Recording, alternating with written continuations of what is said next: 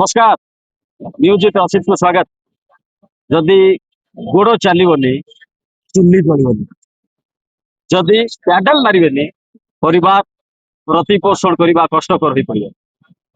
समय बदली समाज बदली गोटे क्लिक रे एबे साधारण लोके यातायात सुविधा पाइले। मौसा तुम ना कौन भल अच बयस के 56 वर्ष गाँ कोटे गाँ कौन सब बेपार हो ବେପାର ଟିକେ ମାନ୍ଦା ହେଲା। केते दिन को इनकम 300-400 ମୁଣ୍ଡ ଭଲ ହେଲା।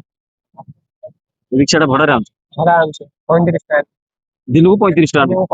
अच्छा ताले 35 टाँग बाद जहाँ तुम इनकम कल तुम घर को नौ ହଁ ଯାହା ବଳ ଗାଁ ନେଇଯିବ परिवार चल जाए। ପରିବା କେତେ ଆମର ଖର୍ଚ୍ଚ ଅଛି ସେଇଭଳିଆ ଚାଉଳ କି ଚଢ଼େଇ ଦେଲେ କଣ ତରକାରୀ ଦେଖିବ ଡାଲି ଚାଉଳ ଦେଖିବ ଚାଉଳ ଦେଖିବ तुमको सरकारी सुविधा कौन किसी मिलूनी तुम गाँव में?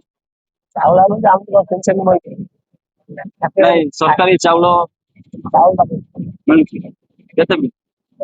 ଆମେ 2 ଜଣ 10 କିଲୋ ମିଳୁଛି 2 जन 10 किलो मिलुଛି।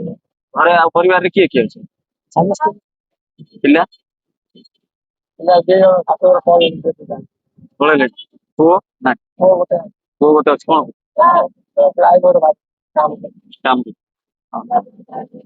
ले केबे तमे जदि दिन तमाम बुलिबो आउ यात्री आछथि रिक्शा को आछथि ना नहीं केते यात्री आछथि 2 ଦିନ ପରେ ମତେ ଆସେ आछथि बेपार आग बढिया होछि ଆରେ ଭାଇ ଭାଇ